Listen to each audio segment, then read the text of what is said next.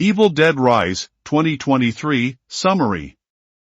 Cousins Teresa and Jessica's new boyfriend Caleb, are vacationing at Caleb's dad's cabin.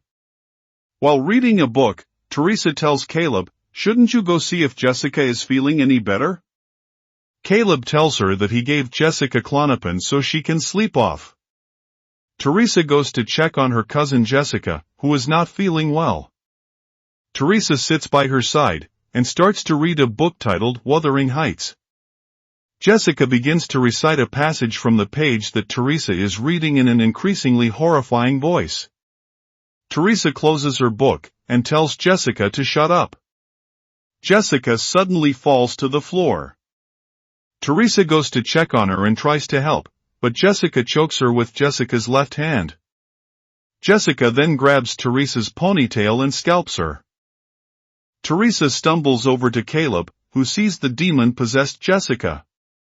Jessica grabs Caleb's drone and cuts her own face with it, falling to the water. Caleb dives into the water to check on Jessica. After some seconds, Jessica throws Caleb's severed head at Teresa. Jessica then slowly rises above the water. One day earlier, a woman named Beth, a guitar technician, is in a restroom taking a pregnancy test. Beth has a worried look on her face upon seeing the result. Beth goes to see her tattoo artist's sister, Ellie. At Ellie's apartment, Bridget asks her mom Ellie if she saw her black t-shirt. She needs it for the Labor Day protest the following day. Ellie tells her that she is not going to any protest on her own. Meanwhile, Cassie, Ellie's youngest kid, cuts the head of her baby doll. Beth arrives at Ellie's apartment, they then hug each other. While the kids are out to buy some pizza, Ellie tells her sister Beth that her husband Jay left them months ago. Beth tells Ellie that she screwed up again and needs her help to fix things again. When the kids return from getting pizza, an earthquake strikes the apartment building, causing them to panic. After the ground shaking, Cassie opens the pizza box and eats some pizza. Danny sees a hole on the basement flooring. He looks at the hole and tells his sisters that there is an old bank vault below. Danny then goes down the hole. He finds a photo of 3 priests and vinyl discs from 1923. Danny puts the vinyl discs on his bag. He then finds an altar crucifix that nearly hits him.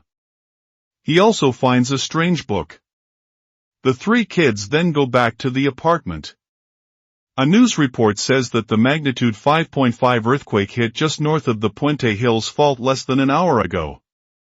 Danny tries to open the strange book, but ends up wounding his fingers. The blood that drops on the book causes the book to open. After Bridget leaves the room, Danny listens to vinyl disc 1, dated November 13, 1923. The speaker introduces himself as Father Marcus Littleton, the library keeper at St. Patrick's Cathedral. Father Marcus Littleton talks about one of the 3 fabled volumes of Naturum Demento, the Book of the Dead. Danny then listens to vinyl disc 2. Father Marcus Littleton talks about the translation of the Book of the Dead's myriad writings and glyphs. As the vinyl disc 2 is being played, Ellie, who is at the basement, is suddenly attacked by an unseen entity. The elevator then rushes up the 14th floor.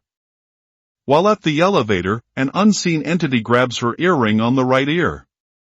Suddenly, an elevator cable chokes and hangs Ellie. Then the other cables bind her hands, feet, and waist. Suddenly, there is a power blackout. Bridget then starts lighting some candles. The demon-possessed Ellie goes to the kitchen. She begins throwing eggs onto a frying pan, some of which are filled with blood. Ellie starts speaking in a calm voice about cutting the kids open and climbing inside their bodies so that they could stay a one family. Ellie starts to crawl after them, and then vomits all over the floor. The real Ellie manages to speak and begs Beth to not let the demons take her children. Ellie then collapses and drops on the floor, apparently dead. Beth gets help from Ellie's neighbors, Gabriel and Mr. Fonda, putting Ellie to bed.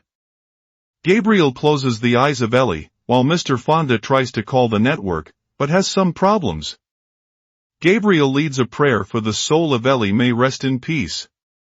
Gabriel tells them that there's an old fire escape ladder on the north side of the building. He could try to get down, raise the alarm and get some help. Mr. Fonda tells him that he ain't getting through those old doors without something heavy-duty. With some tools and a claw hammer, Gabriel tries to open the fire exit door. Mr. Ronda suggests getting his shotgun to blast the door open, but Gabriel says just give me a minute. Beth speaks some words of regret over her relationship with her sister Ellie. Until Beth's cell phone plays a voicemail saying that Ellie needs help, she is burning alive. The cell phone then cracks. The dead Ellie suddenly wakes up. She is alive. Since Ellie is burning up, Beth and Danny put her in a bathtub filled with cold water. Bridget leaves to get some ice, but Ellie suddenly climbs up the ceiling and screams very hard. The water on the bathtub starts to boil. The mirror cracks and the door moves, then Ellie falls down into the bathtub. Ellie emerges from the bathtub and tells Danny with a demonic voice, "Mommy's with the maggots now." Ellie attacks Beth with a shard of mirror, stabbing her left palm. Ellie then attacks Bridget, taking a tattoo pen to Bridget's face and cutting her cheek before Danny knocks Ellie off. Ellie proceeds to go after the neighbors, biting Gabriel's eye out and throws into Jake's mouth that chokes him. They secure the apartment's door, while Ellie is in the apartment's building hallway banging her head on the door. Ellie attacks Scott, killing him, before brutally killing Gabriel by ripping his throat out. Mr. Fonda shoots Ellie with his shotgun, but she comes back and destroys Mr. Fonda. Beth opens a window and asks for help from a person passing on the street below. That person can't hear Beth because of the loud sound of the rain. Bridget's wound begins to turn black, and she starts oozing ink from every orifice in her face. After drinking water, Bridget vomits some kind of insects. Meanwhile, the demon-possessed Ellie tries to trick Cassie into opening the door for her. Cassie opens the door partially and Ellie chokes her. Beth and Danny manage to keep Ellie outside and secure Cassie. At Danny's room, Cassie approaches Danny and says everything's gonna be alright. Beth finds Bridget crouched on the kitchen counter, not moving. The demon-possessed Bridget then starts to chew a wine glass. Bridget then goes after Beth, cutting her calf with a cheese grater. Bridget goes after her siblings until she charges toward Cassie, who is holding the pointed end of one of her makeshift dolls, and she impales Bridget through the mouth. Bridget removes Cassie's makeshift doll, then she drops down, seemingly dead. Danny then ties her up and puts her in bed just in case she wakes up. Beth tells Danny that she wants to listen to the vinyl. Beth hands Danny a kitchen knife, just in case something happens. Beth then starts listening to the third vinyl disc using a headset. The priest talking on the disc says that Natrum Demento cannot be destroyed. Meanwhile, the seemingly dead Bridget begins to move on the bed. Bridget attacks Cassie but is saved by Danny, stabbing her with the kitchen knife. There is no effect on Bridget, so she attacks Danny. She then stabs Danny's left arm. Afterwards, Bridget vomits lots of blood on Danny's face. Danny manages to set Bridget on fire. As Beth is listening to the vinyl disc, Ellie appears at her back. While Ellie uses her finger to continue playing the vinyl disc, Beth manages to get a screwdriver. Beth then stabs Ellie's throat. Ellie attacks Beth. As she is about to kill Beth's unborn baby, Cassie slides a scissor to Beth. Beth then stabs Ellie on the face. Beth and Cassie then escape. Cassie asks her Aunt Beth if she is going to be a mom, which Beth whispers yes. As Beth and Cassie escape, they find the dead bodies of their neighbors along the hallway. Using a claw hammer, Beth tries to open the fire exit's door. She then throws some kicks just in case it opens the door. Beth sees the gun of Mr. Fonda and takes it. Meanwhile, the seemingly dead Ellie wakes up again. Beth is about to blast the door with the shotgun, but Ellie approaches them, so Beth turns the shotgun on Ellie, shooting her on the knee. Beth is about to shoot Ellie again, but the now demon-possessed Mr. Fonda intervenes. Beth hits Mr. Fonda's face with the shotgun many times, as the now demon-possessed Bridget and Danny approach Ellie. The demon-possessed neighbors start chanting, "Dead by dawn." Beth and Cassie go to the damaged elevator and tries to escape.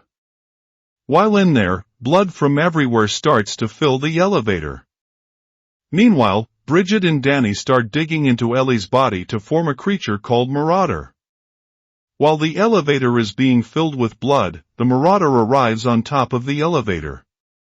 The maximum load of the elevator is 6 persons or 900 pounds. The elevator then collapses due to overloading, with Beth and Cassie bathing with blood.